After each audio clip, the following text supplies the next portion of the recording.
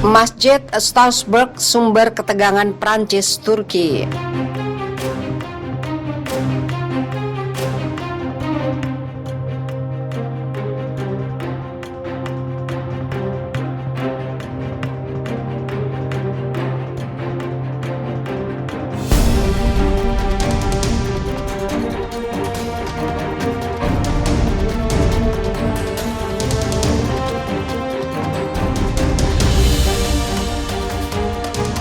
Kerangka beton Masjid Eyüp Sultan di Strasbourg, Prancis Timur telah menjadi sumber banyak keluhan, mulai dari pertikaian partisan sampai ke pertikaian lama antara Islam dan falsafah sekuler yang kuat di negara itu. Keluhan itu juga mencerminkan kekhawatiran semakin besar di dalam Uni Eropa dengan pengaruh internasional Turki yang semakin besar. Dimulai dengan klaim keprihatinan campur tangan asing khususnya dari Turki. Seorang pejabat tinggi Perancis mengajukan tuntutan hukum minggu ini atas keputusan pemerintah kota Strasbourg yang beraliran kiri yang hendak memberi subsidi pada pembangunan masjid yang dirancang sebagai masjid terbesar di Eropa. Langkah ini kebetulan terjadi bersamaan lawatan yang langka dari para pemimpin Uni Eropa ke Ankara untuk memperkecil perbedaan antara Eropa dan Turki.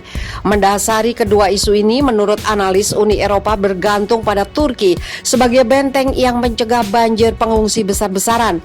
Negara-negara Uni Eropa membutuhkan Turki. Kalau Turki membuka perbatasannya, apa yang akan terjadi? Kata pakar Muslim Erkan Toguslu, dosen di Universitas Katolik Leuven.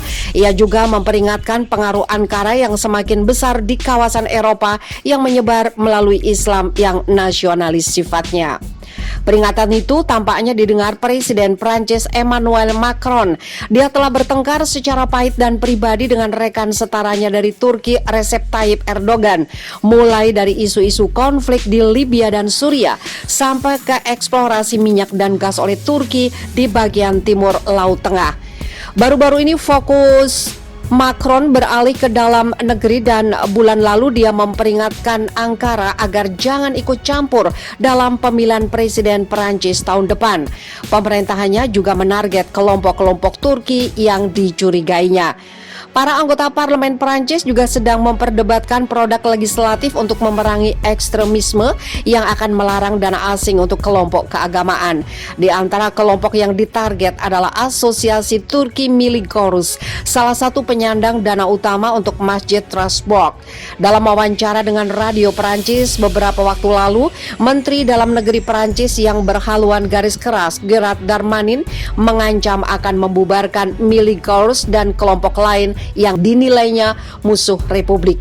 Dan dia mencatat penolakan Asosiasi Turki untuk menandatangani piagam pemerintah yang baru berupa penentangan terhadap ekstremisme.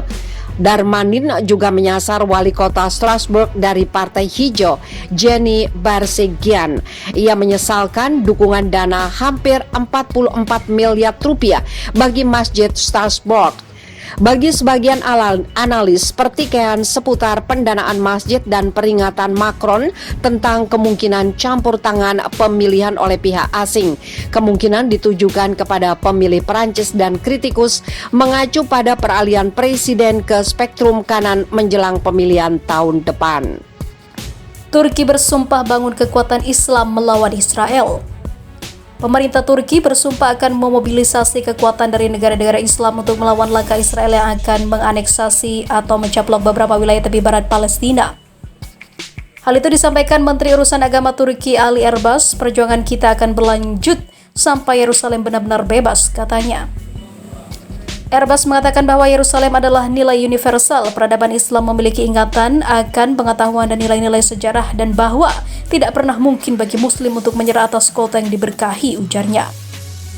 Hal yang sama juga dikatakan Menteri Luar Negeri Turki Mevlut Cavusoglu bahwa pada pertemuan Komite Eksekutif, Turki meletakkan dukungan penuh di belakang Palestina dalam melawan aneksasi Israel terhadap wilayah tepi barat.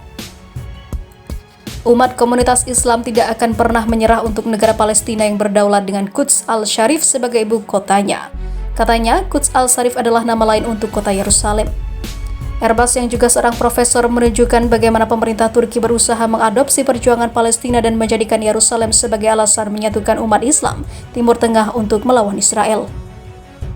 Komentar Erbas adalah bagian dari retorika anti-Israel dengan menggunakan narasi agama. Retorika yang meningkat juga mulai menyarankan untuk mengubah Hagia Sophia, museum kuno sebelumnya gereja di Istanbul, menjadi masjid.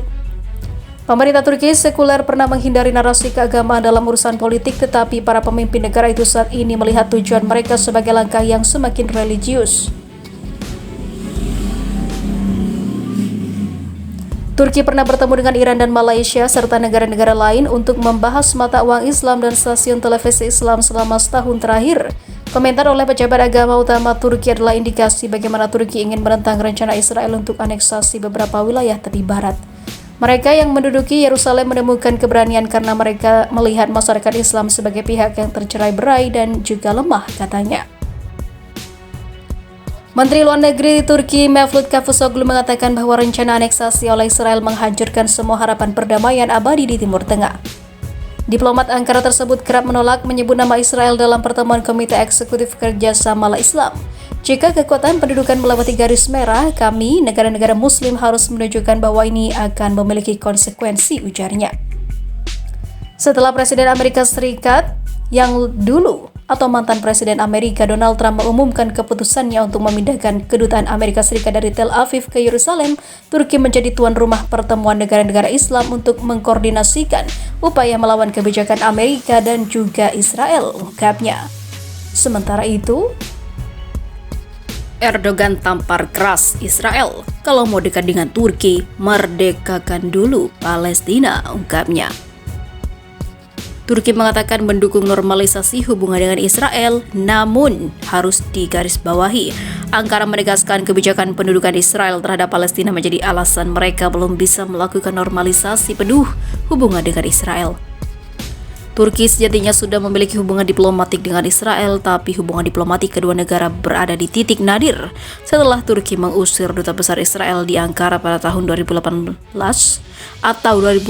sebagai respon atas aksi keras Tel Aviv terhadap demonstran di Gaza yang menghabisi 60 warga Palestina.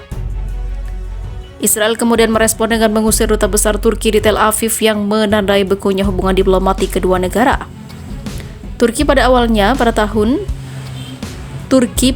tahun telah menunjuk duta besar baru untuk ditempatkan di Tel Aviv. Meski demikian, hubungan kedua negara belum kembali normal.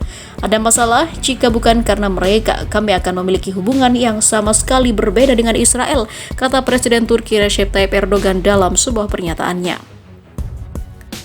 Palestina adalah garis merah kami tidak akan menerimanya. Faktanya kami dengan sepenuh hati berharap hubungan kami dengan Israel membaik, sambungnya seperti dilansir oleh Sputnik. Proses perdamaian Israel-Palestina telah lama terhenti karena kedua belah pihak menolak untuk berkompromi tentang masalah-masalah yang penting bagi mereka. Salah satu tujuan utama pihak Palestina adalah untuk memulihkan perbatasan sebelum Perang 6 Hari pada 1967 dengan kemungkinan pertukaran teritorial.